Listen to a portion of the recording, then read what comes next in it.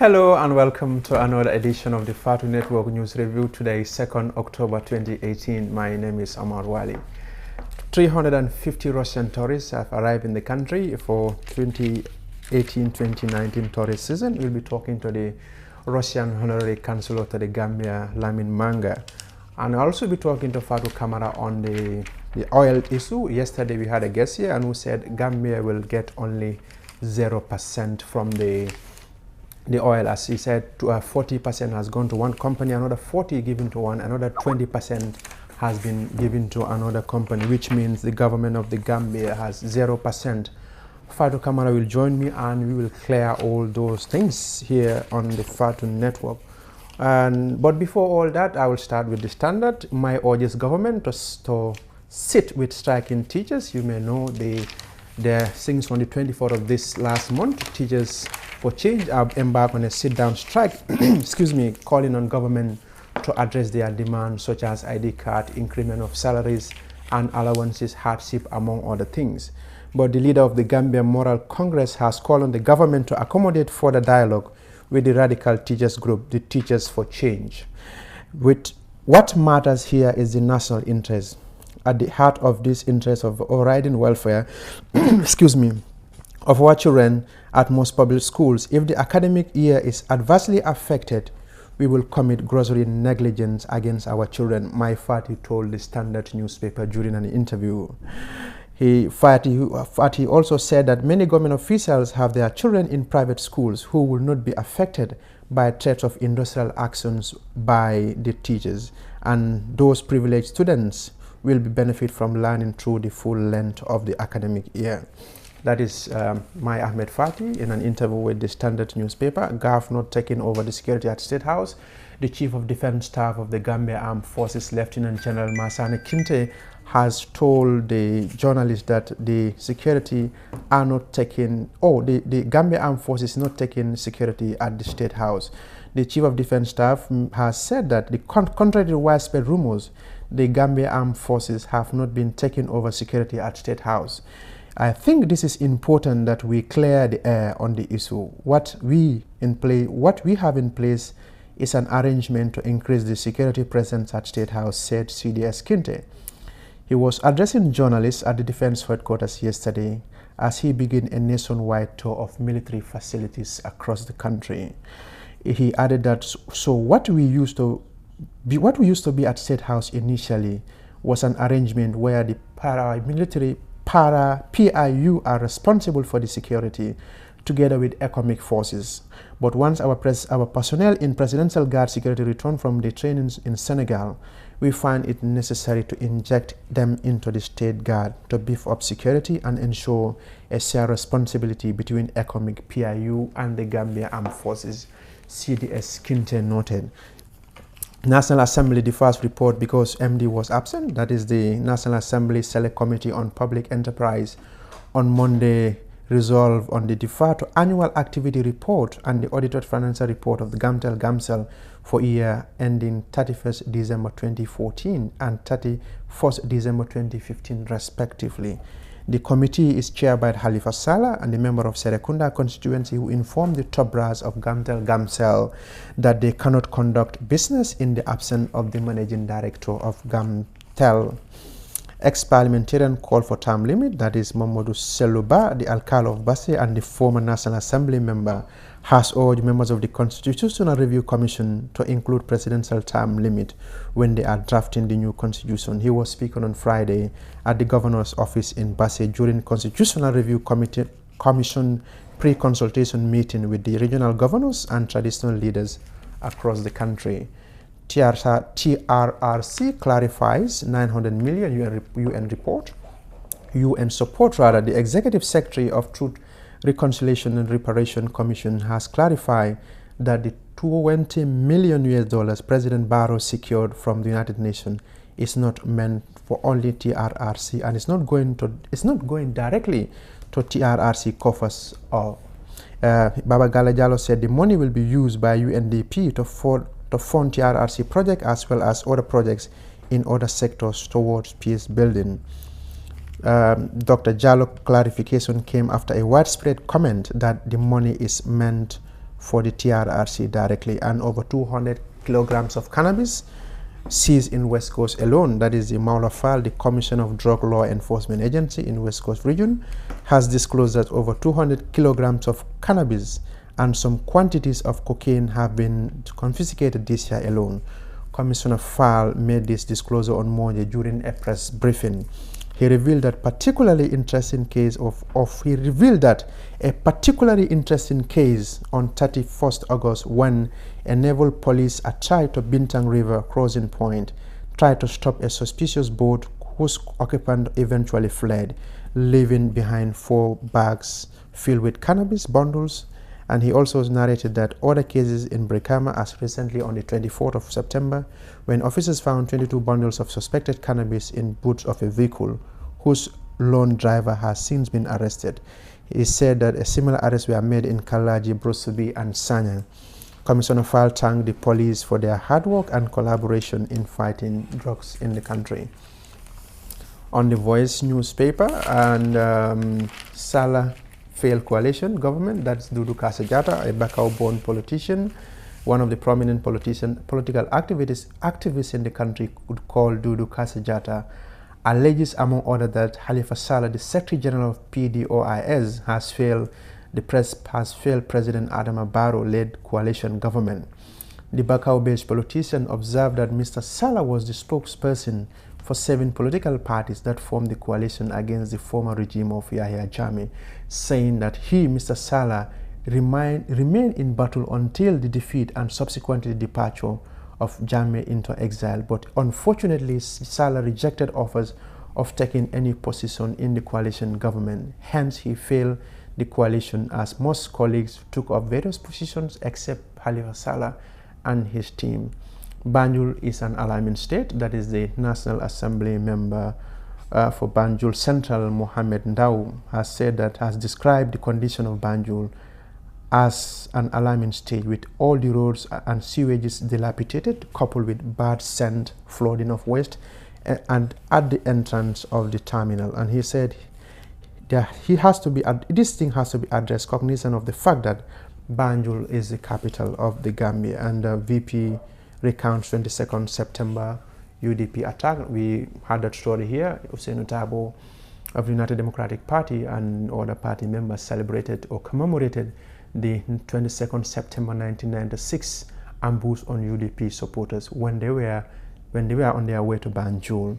And 350 Russian tourists arrived in the Gambia. That is the Voice newspaper reporting that for the first time over 350 Russian tourists have arrived in the Gambia. And UN approved 20 million for peace building, TRRC in the Gambia. The story, the executive secretary clarifies, and that the money is not directly going to TRRC. And Gambia Cellular Company to operate in Sierra Leone, that is from the Foreign newspaper and one of the biggest cellular companies in the country. QCell has revealed launching to operate in Sierra Leone. This information was disclosed by the Chief Executive Officer of QCell, Mohamed Shah, at a press conference held at Q Building on Kairaba Avenue recently. On his motivation to diversify his business internationally, Jah said they have seen people investing in the Gambia. That is equally important for Gambians to invest outside. That the process of establishing a company is underway and will be completed soon, Jah told journalists at a press conference. And TRRC is committed to be independent. Baba Gale Jallow said that the Executive Secretary of the Truth, Reconciliation and Reparation Commission, Baba Gale Jallow, has assured Gambians of its institutions' independence and impartiality during their tenure and in the execution of their duty. Jallow made disclosure to some youths across the country at the end of a National Youth Summit on Transitional Justice. 5 charged for assault causing bodily harm, and that is on Foreign newspaper. And we have not taken over the State House, that is the CDS, like it was on the Standard newspaper. And Lamin Koto Pasamas Road construction faulted. That is the ongoing road construction on Lamin Koto Pasamas Road is causing problems on farmlands, the Foreign is reporting. According to Foreign newspaper, farmers complain that roadworks blocks some water outlets, which some farmers complain that road work blocks some water outlets which there before causing water to inundate farmlands and permanently causing problems to their crops. On the Point newspaper, the cancellation of GFF Congress will damage Gambia football, affidavit reveals, and that is Lamin Kababajo. The president of the Gambia Football Federation has disclosed that the cancellation of the August 18 elective Congress as a result of court order could have damaged the Gambia football reputation and at a high cost. The argument made by the advancement was made by GFF President Lamin Kababajo in a 40-paragraph affidavit in opposition to depose in a reply to affidavit in support sworn in by the plaintiff. Government set to launch the TRRC. The government of the Gambia will, and the Attorney General of the Attorney General Chambers will launch the Truth, Reconciliation and Reparation Commission on the 15th of October 2018. Hippos on rampage at Kudang, officials said, and that is the women farmers in Kudang in Nyamina East district in CRR South are in recent trouble with hippos at their rice fields. The woman who spoke to the Point in tears said over 10 farmers are seriously affected by the destruction of hippopotamus. And the Point also is reporting that man 45 allegedly commits suicide in CRR. That is Mamadi Singate, a 45-year-old native Buraka Kunda in Upper Fuladu District, Central River Region, has reportedly committed suicide on Friday evening at 5 p.m. The Point has been informed. At the time of gathering the report, Point's reporter could not establish the circumstances surrounding the tragic incident. A source that spoke to the reporter on condition of anonymity said the man went on to his brother's house and took a local gun which was loaded with bullets. He went outside the compound and pointed the gun on his mouth and pulled the trigger and killed himself on the spot. His brother Karamos Samasingate was later arrested by police and is detained at Bansang police station pending investigation.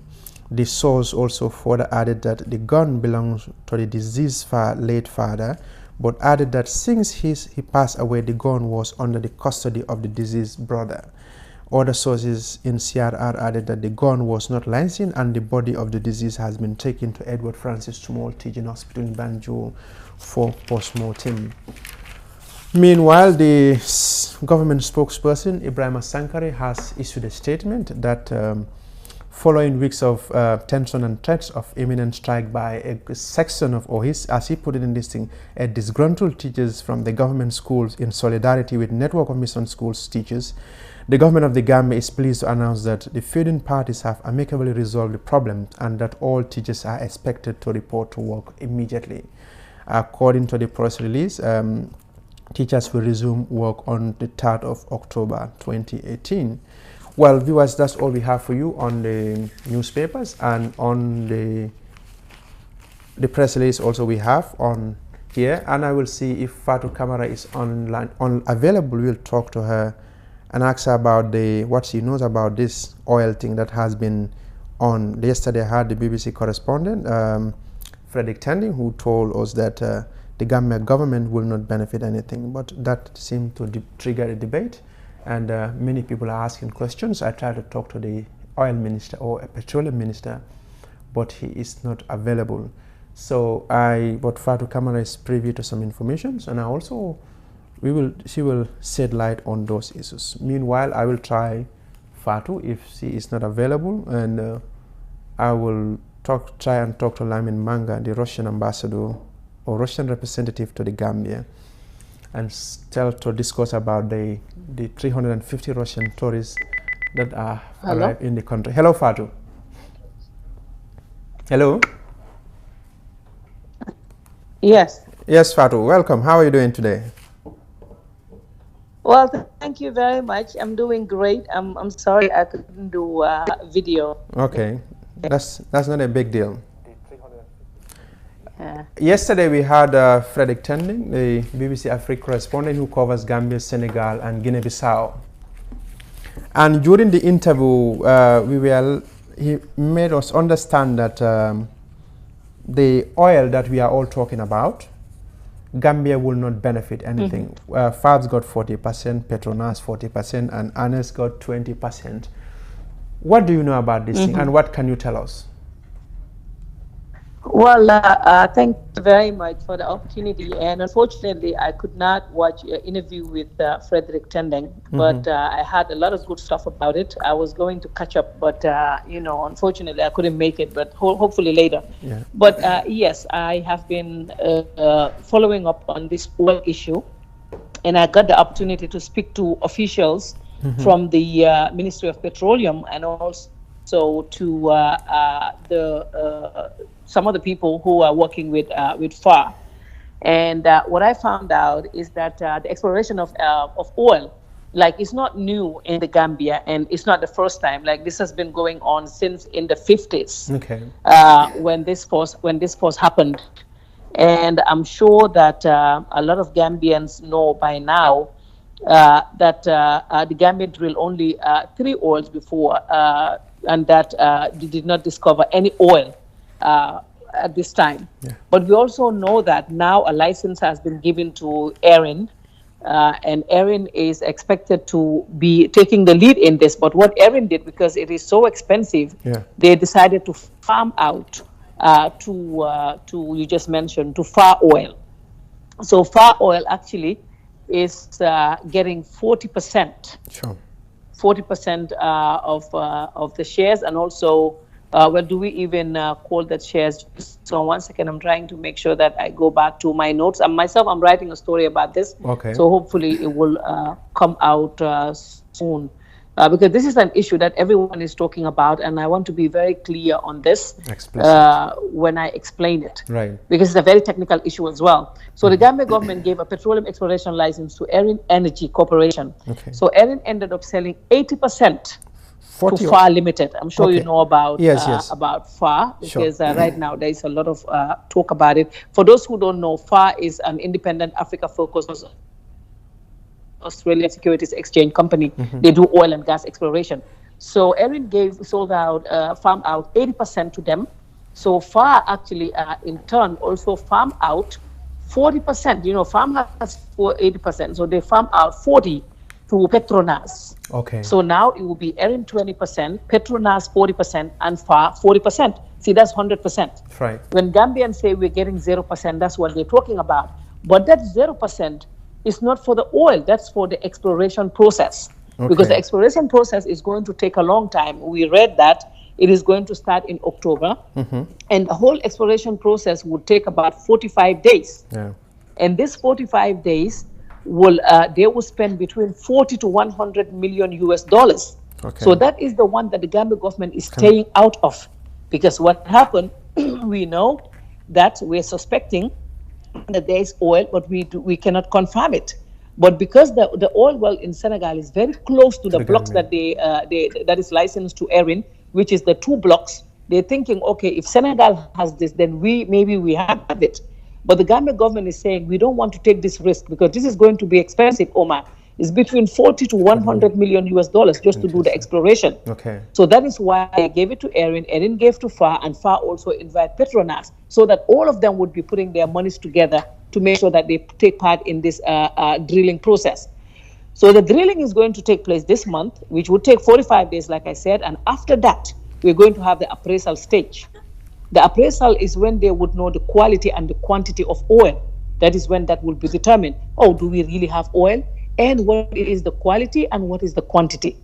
So when they know that, and that process again is going to cost millions of US dollars, and it would take 3 to 5 years. So that is when this would determine the oil quality, if it is economically viable. And then after that stage, now I mentioned the exploration, now the drilling, and now I mentioned the appraisal, and then we go to the next stage, which is the development stage.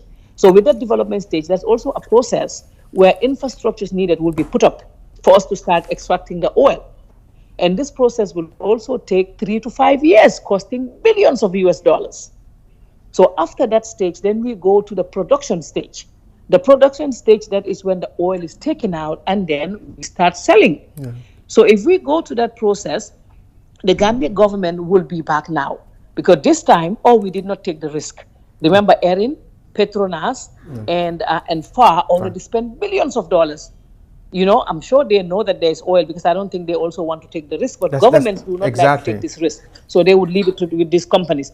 So now, after that is done, the Gambia government, if we want to come in, then we will own 15%. If Gambia government wants to come in as a partner, we will get 15%. Senegal gets 18% out of theirs. When they come in as partner, they're going to get 18%. Gambia gets 15%. So 15%, that would be plus any oil that comes out of Gambia, we get another 15% loyalty. And that would be 18 to 58 to 15%, depending on the volume of the production. Plus any profit. If there are any profit, Gambia would also get 38%. So the stage that we are in now, the 0% that they're talking about, I just want everybody to understand that that 0% is cost that the government don't want to carry. So that's not oil. We don't have oil yet. Okay. Yes. So to set the record straight, this is just for drilling. Yeah, this is just. But it doesn't mean they will come and take all like the 100% as we were told yesterday. Yeah. So this whole thing is going to take us about maybe 3 to 5 years over there, 3 to 5 years over here. That would be 6, 7, maybe 8 years. It could take 8 years for us to get to the point where the Gambia government is going to say, okay, now we have done the drilling, and we have done the appraisal, we have done the developments. Now we're producing. So the production could take up to 10 years. So when we get to that production stage, that is when the Gambia government gets 15%. And remember, I said Senegal gets 18 out of theirs. So we will get 15 plus royalty that we will be getting. So and also, it's important to state that the government of the Gambia has also established a National Petroleum Negotiation Committee. And this committee comprises of key government institutions. They are working on legislation and also on structures. So this committee will come out and say, okay, this is how we want it. The money, this is where it is going. This is what is happening. So it's a committee that is set up to do that. It is not going to be the government just sitting and saying, okay, this is how we're going to do this. This committee would involve officials from the Ministry of Justice, from other departments. And so it's important to know, I did ask a question about what is Tony Blair's role in this? Because we've been hearing Tony Blair's name. But when I asked, I am told that Tony Blair has definitely nothing to do with this whole oil issue. I asked the officials of Petroleum and to the people who are working with FAR and asked them if Tony Blair is paying, if FAR is paying Tony Blair to advise. Both sides told me that is not. That's what they both told me, that never happens. So the involvement of Tony Blair, which people are saying is because of his wife, but Sherry Blair is involved with another company called Tullow Oil. So like I said now, Gambia is exploring 2, right? Yeah. 2 blocks. That's block A2 and A5. Yeah. That's the one that are licensed, but 6 other blocks are in the process of being licensed. So these 6 blocks, there is one block there called Tullow Oil that have been shortlisted. So they're the ones that Tony Blair's wife is working with. And another thing that Sherry Blair is working in is she's representing the Gambia. Our case with Africa Petroleum, because their license expired and the government did not renew it. So that is what Sherry Blair is working on. So the Blairs, as of now, both sides, both the FAR officials and the Ministry of Energy officials, Petroleum, told me that they have nothing with the Blairs. Only, like I said, that Sherry Blair is involved in the African Petroleum license, fighting for Gambia. Her and Pa Idifal are the ones working on that case. Now, Fatou, let me interrupt you there. It's a very technical issue.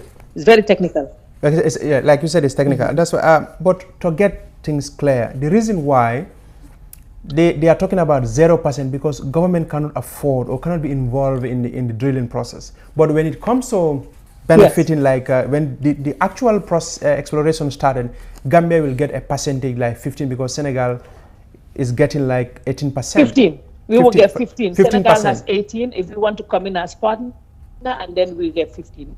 Yes. So, but now the danger is you spend all this money. Yeah, that's the time. Now the danger is you spend all these millions on this drilling, as you call, and end of the day you did not find the quantity of oil you want to. What do you think will happen? But Omar, you know, these are big companies. If you look, Petronas and Fafa started in Senegal. Okay. So they know, I mean, they would not risk this. There were times when, you know, it was very difficult to find out. But I think now with technology, I think they kind of have an idea. And even officials at Petroleum, that's what they told me. They're like the blocks that we have, the A2 and the A5 that they're about to drill. It is very, very, very close to the one in Senegal, you know? Because the Senegal has oil, and because we are too close, they're thinking that definitely there is oil. And this is the reason why both Petronas, Erin, and Far Energy are putting in billions of dollars to make sure that they export this, because I think definitely it looks like there is oil. But again, we cannot say there is oil. I was trying to press them to that, to say there is oil, but they're like, no. Like, okay, Fatu, let me interrupt you there. Fatu, just stay on the line. Let me talk to Lamin Manga in a short. I will come back. Just stay on the line. Hello, Lamin Manga. No problem. Hello, Omar. How are you? Thank you so much. On the line now, I have Lamin Manga. He's the Russian honorary consul to the Gambia. Mr. Manga, yesterday we have seen the arrival of 450 Russian tourists in the country. Right. What can you tell us about this? How important is this to the Gambia? Hello to you, Omar. Hello to Fatu and the watching, listening audience on the Fatu network. Glad to be on this network. Thank you. It's actually 320. Oh, 320. That arrived, yes. All right. Of which we had a cross section of journalists from various parts of the travel market that have come to visit Banjul. You would know that by now the Russian tourists are traceable almost everywhere in the world traveling market. Yeah. And it is pleasing to know that they arrived yesterday finally, connecting to the Banjul docks. And I think it's a commendable effort through FTI, who for the first time now we have a charter. Yeah. We always used to have Russian tourists coming in small pockets, but coming in large numbers, and the preview is getting about 300 to 350 every day, which is about 1,000 a month. I think it's very commendable and deeply encouraging for the tourism sector. So they started coming yesterday. So how many tourists approximately do you think we receive this year from Russia? Well, the forecast, according to FTI, would be about 350 every 10 days, like I just said, which might be about 1,000 every month for this season. I know that the intention would be to go beyond the traditional 6 months that we are all used to. And we're hopeful that this can also be a platform and a benchmark for even beyond just having Russians coming in as tourists, but to also encourage potential investors that will also invest in our hospitality market. Like you said, we are receiving pockets of Russian tourists, but majority of them, I can say this is their baptism of fire. What makes Gambia? Why Gambia now? Why are they coming to this country in huge numbers? Gambia has always been an interesting destination, not only for Russians, but our tourism sector over the past years has also been seeing people coming from the Far East. We all know about rainbow tours that brings in the Poles over the past 2-3 years. Maybe there's not been a lot of highlight on it, but they've been coming. The Gambia Tourism Board, to their credit, over the past few years have also made effort to try. In fact, they had hired a PR firm in Russia, and the intention was to see how they could attract them to come. Russians go almost everywhere around the world, and Gambia has always been there, and they've been coming in and out. But the problem or the challenge has always been you needed to have a charter that will bring them directly from Moscow, St. Petersburg, which is one of the two main destinations, to bring them to Banjul, and that was not happening because nobody took the leapfrog to invest in it. And fortunately, FTI has broken the barrier. They took up the challenge, and it happened, and they started coming. And yesterday, the Russians started this year's winter market, and we hope that this will continue. It will add another color to the various tourists that come to the Gambia. And, I think beyond this, I think, we should also think of how the many Russians that were trained, or should I say the many Gambians that were trained in Russia to have added value to this new market that we've discovered. Now, what is the state of relation between Russia and the Gambia? It has always been cordial, Wali. As you know, most of doctors and people that studied in agriculture over the past 40 to 50 years, studied in the famous Ruden University, which was once called the Patrice Lumumba University in Russia. We have a lot of Gambian doctors that were trained in the Soviet Union in those days, and that has been growing over the years. I recently got appointed by them to serve as an honorary consul, and I think the intention was to see how we could bolster the relationship. We've now got a renewed package for training, which they had offered 5 scholarships. In fact, I think a few others went on that ticket just a few days ago to Russia. But apart from the scholarship package, we've seen a huge increment of Gambian students going on the commercial ticket as well. You have a lot of Gambians that are studying in Russia on their own for various reasons. It's the high quality in education, and beyond that, it's relatively very deep. And this is a new found venue for education, and we hope that will continue. We continue to receive students coming in and out that intend to, especially in the sciences. So in a nutshell, it's very cordial, and we hope to see increased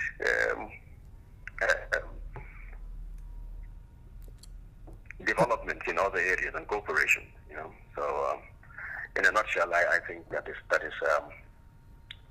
where we're faring so far.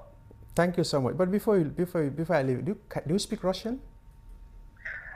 I am learning. It's not the easiest of languages. Okay. Do you know what is pravda in Russian? Could you say that again? Pravda. You want to say Katjula? No, pravda. That's the truth in Russian. How did you know that? Oh, of course, I read the Russian newspapers today. So there is one called it. Thank you, my brother, for having Thank you so much. regards to Fatu. Thank you so much. Okay, bye. Right. Well, viewers, that is Lamin Manga, the Russian honorary consul to the Gambia. Yesterday, we have over 420 Russian tourists in the country. So still now, I think Fatu is on the line. Fatu, can you hear me? Yes, I can hear you. Oh, okay, can we continue from where you start? Do you know where you start? Yes, so like I was saying, I just want to stress this point that what we are told is that at this, once everything is done with the exploration, the appraisal, the development, then Gambia at that stage decides whether to come in as a partner at 15%, plus any oil that comes out of Gambia. Gambia gets 15% royalty, that is 8 to 15% depending on volume of production, plus any profit, Gambia gets 38%. Like each time there is a profit, Gambia gets 38%. We also have to keep in mind that, for instance, we all know that before Senegal know that they have oil, it took a while because they drilled at least 20 exploratory oil wells between 1960 and 2013. Senegal did like 20 during this period. Gambia only did three oil wells, which also did not result in any oil discovery. That was during Jammeh's time. You remember when he had the oil and CD?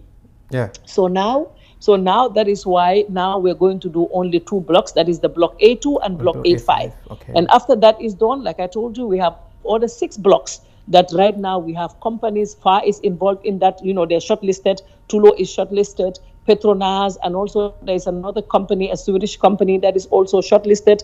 But even to do that, The Gambia government has also set up a committee. They're also getting assistance from the ADB, from the African Development Bank, who gave them funds so that they can work with the international law, work with an international law firm, that's the BLCP, to make sure that there is transparency in all of this. And Omar, you know, when I speak, I really would not be here to support the government because I have no reason to do that. Right. But I spoke to like a whole lot of people. I've been working on this information for a bit now. I spoke to officials at Energy, Petroleum, and I also spoke to people who are out there, you know, looking at this whole oil process. But one thing I can tell you is that when they talk about 0%, that is the exploration. That is because government wants to cover up. We don't want to go to a point where we would put billions of US dollars or millions of US dollars and we'll be told, oh no, there is nothing here. Let's wait again. So they're trying to put the risk on these companies. Yes. That's the 0% that people are saying. Okay. Thank you so much, Fat, for your time.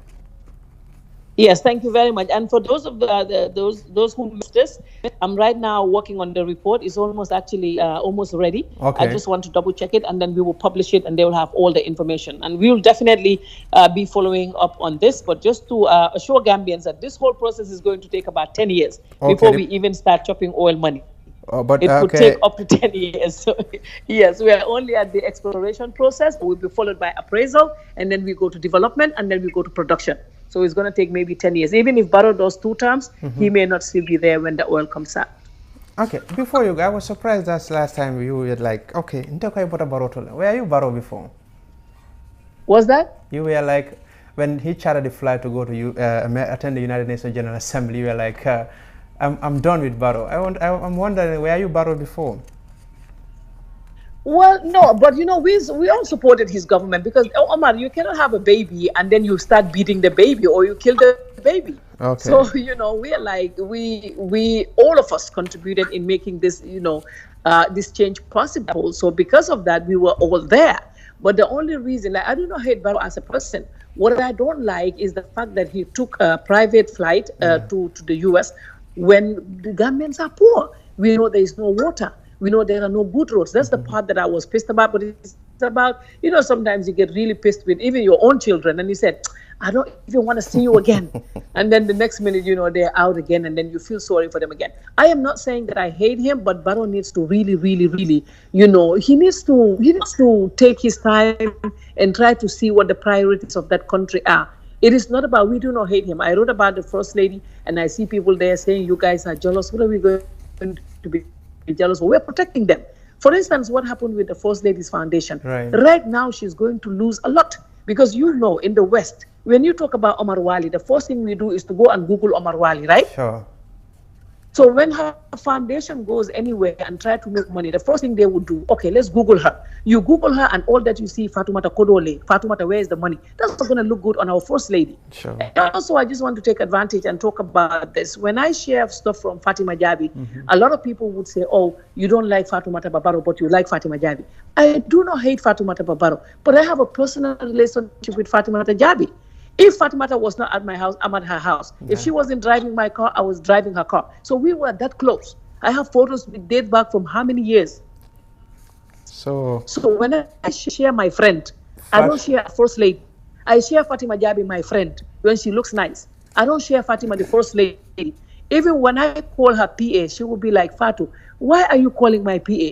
You need to call me direct. Yeah. I call her on WhatsApp and she picks. She's a friend. So I think people are against Fatoumata, but we want to help her. We want the First Lady to come out and explain about what happened with this money. This way she would clear herself and also she would gain her respect back. I was looking at Facebook, people calling your First Lady a thief. That's not good. We don't like that. So that's why we're saying, please come out and explain. So we don't hate the government. I want people to understand this. If I was doing this, Omar, for contracts and businesses, you know, many times people would tell me, don't speak so you can have business. But for me, I mean, I just have to do what I have to do. And I believe that whatever is for me, it will always be there. Sure. If it is not for me, I will not have it. Nobody can stop my luck, right? So Fatima Jabi mui kulunterold. So that's what that. Huh? Fatima Jabi mui kulunterold. Yeah, Fatima, you know, when Fatima invited me, that's what she told her husband. She said to Mother, President Bill, that this woman right here is not somebody I know today. Mm-hmm. When she invited me to go to the inauguration, she said she is a friend from a long time ago. That's why I invited her. All the people that I have here are my family and very close friends. So we have done a lot of things together. You know, so she is a friend. I don't see her, like when I send her a text and say, Madam First Lady, she's like, please, you know, don't call me that, you know, I'm Fatima. And even can you imagine, I spoke to Fatima about maybe, you know, Fatima, how about you dress this way now and you do that? She was like, Fatima, if I do all of that, I'm going to change. I don't want to be changed. I want to remain me, Fatima, Jabi, that I was yesterday. I want to be the same person. So she is a friend. I share a friend. I don't share a First Lady. Oh. You know, and Fatima was the other one, Fatima Babaro. If she does something that is really, really good and I'm proud of her, well, I will share it. I don't know Fatimata, but I know DJ Mo. I worked with DJ Mo at Radio 1 FM. DJ Mo is Fatimata's uncle. And I know Aminata. Aminata is married to my kid's uncle. My Harona and Omar, their uncle is Wiye. And Wiye is married to Aminata of Afrisel, of Marimo. So Gambia is small again. I'm able to start seeing it like that. I would love to promote my work. And I even said that, if you remember, there is a video that they're sharing around. That video, the First Ladies Foundation invited us. They called us and said, we have a press conference. We want you to come. Sure. I went to that. Hello? I think we're having a trouble with that is how yes, carry on. Yes. Yeah. I celebrated her that day because she did great. But then all of that is being messed up now with this scandal about $752,000. So we want her to come out so we can celebrate our First Lady. I know she's friends with Fatima. We never even talk about anybody. It's just us that we talk about. She's very good friends with Fatima. She was at the inauguration that I went to. So if the First Lady does good, don't worry. I will share it. I would even do a show and thank her. It's not. I have nothing against her or Baro. Thank you so much, Fatou, for your time. Well, you're welcome anytime. Thank you very much, and I appreciate you calling me here for the interview. And sorry I couldn't do video. And this photo that you have, I'm too light over there. I'm not that light. Thank you. Well, that's Fatou Kamara there in the United States. We discussed about the oil thing yesterday. We had somebody, and it kind of was ambiguous, but Fatou has just narrowed down everything and explained, so shed more light on the issue. So viewers, that's all we have today. From me, Omar Wali, and my team, we thank you all. Till tomorrow, inshallah.